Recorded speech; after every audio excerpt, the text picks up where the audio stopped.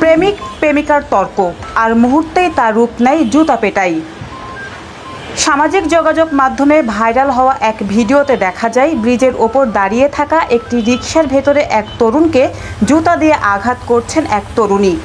ঘটনার সময় আশপাশের মানুষ হতভম্ব হয়ে তাকিয়ে থাকেন। কেউ কেউ পুরো ঘটনাটি মোবাইল ফোনে ধারণ করেন, যা পরে দ্রুত ছড়িয়ে পড়ে নেট দুনিয়ায়।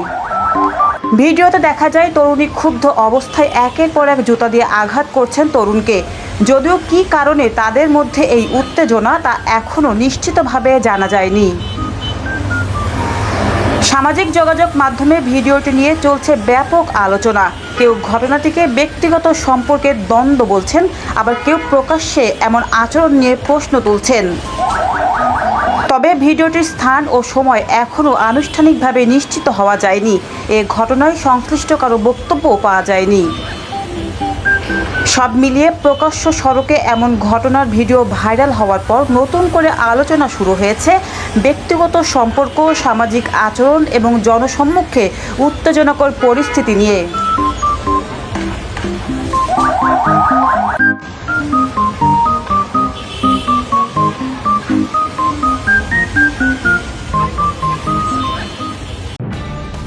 নিউজ ডেস্ক, দৈনিক অন্যধারা।